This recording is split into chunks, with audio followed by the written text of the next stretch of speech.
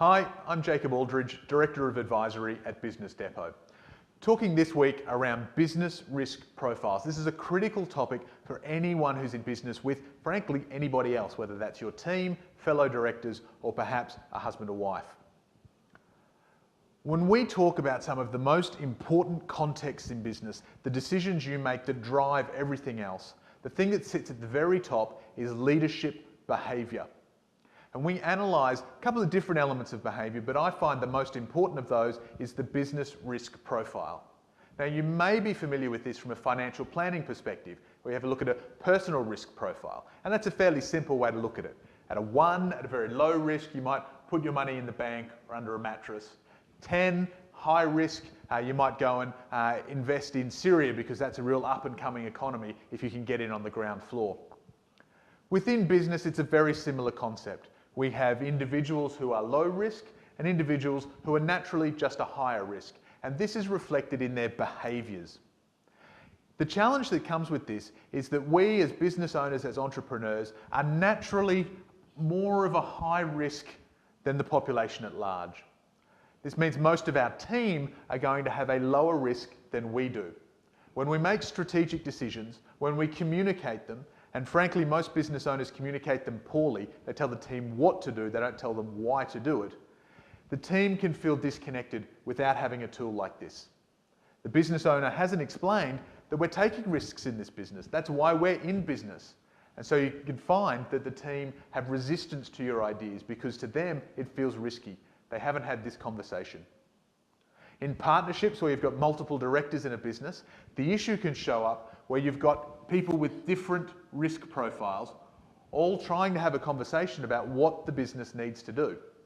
Someone who's got a high risk profile in a partnership may feel that the others are holding them back, are short-sighted, are frustrating their aspirations.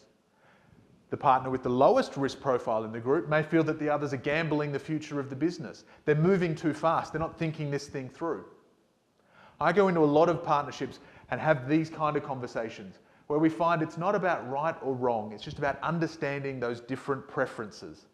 And ideally, agreeing where in this journey we set the risk profile for the business, which can be as simple as averaging out the risk profile of the individual directors.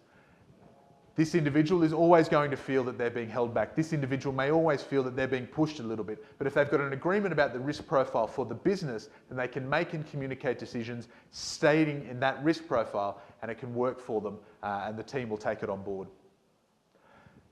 The third and final application of this that creates a lot of challenge in small and medium-sized businesses is when you have an individual owner whose spouse is naturally on board and engaged with the business, whether they're working in it or not. I find in a lot of businesses, the spouse has typically a much lower business risk profile than the one who's gone out and started the business. And this can create a massive amount of tension where you have an individual who's in the business every day and their spouse who isn't involved in the business day to day, but feels that all of those decisions are pulling them apart.